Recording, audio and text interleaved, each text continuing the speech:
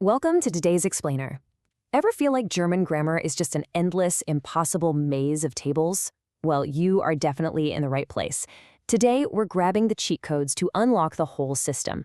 We're going to master telling stories in the past using Modalverben im Präteritum. And we're finally decoding the mystery of German cases. Yeah, we're talking about the nominative, accusative, and dative. So let's just dive right in and turn all that confusion into total clarity. We've got a really clear 6-step roadmap for you today. We'll start with past modals, then hit modal sentence patterns, followed by articles and cases.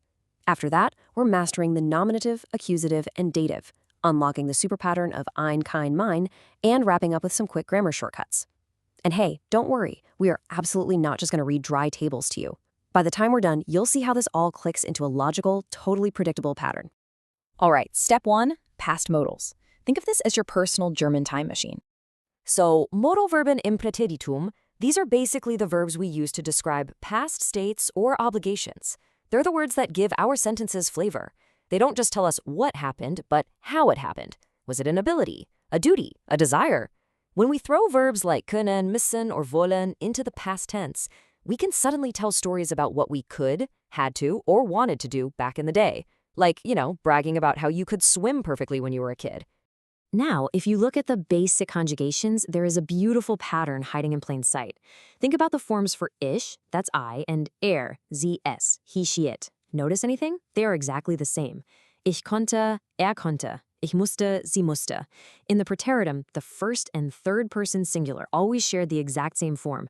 That literally cuts your memorization in half. You just learn one base and you've got 2 pronouns covered. Pretty efficient, right? Moving on to step 2, modal sentence patterns.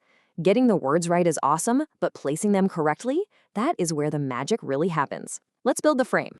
German grammar loves order, especially with verbs. I like to call this the strict 1-2-3 placement rule.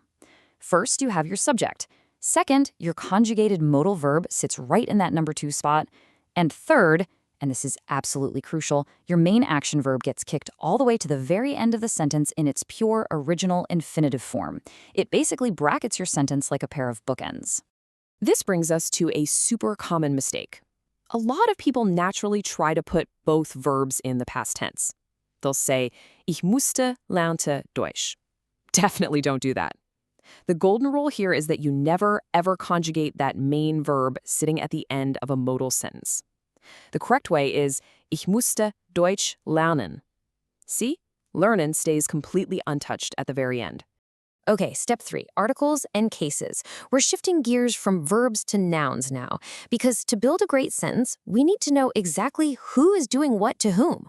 This is where the German case system comes into play. Think of cases as little identity badges for your nouns. They instantly tell us a word's job in the sentence. Is it the subject doing the action? Is it the direct object being acted upon? Or maybe the receiver of some help? Because of these different jobs, we actually have to adjust the article, the or the a, that's attached to the noun. Before we get into how they change, let's set up a visual shortcut for the bestimmte Artikel, the definite articles. We're going to color code the noun genders in our minds. Picture red for masculine, green for feminine, blue for neutrum, and yellow for plural. Locking in these colors right now is going to be a massive mental shortcut for everything we do next. Step 4, mastering the nominative, accusative, and dative cases. Let's build on those colors and see how these articles actually transform when they take on different jobs.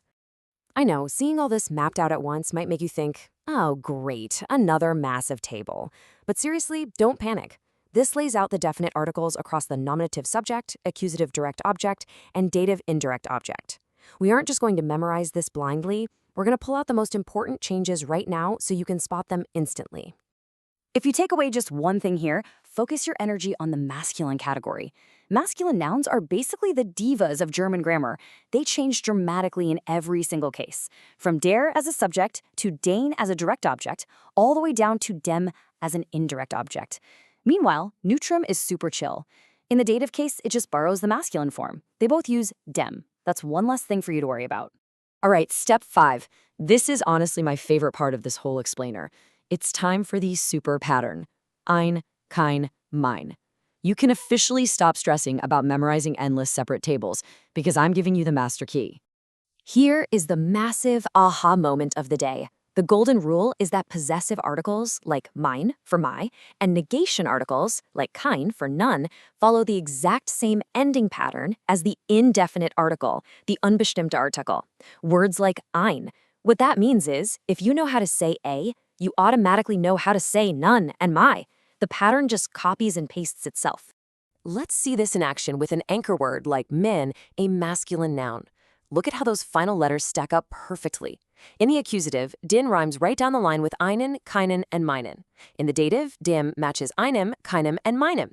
The endings are literally contagious. You learn just that one basic column and boom, you've unlocked all the other variations automatically.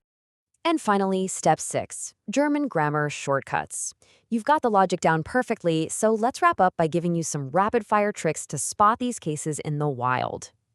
Here is the ultimate cheat code. The last letter of the article is your structural signpost. If you see a word ending in N, like den or meinen, your brain should immediately go, aha, masculine accusative.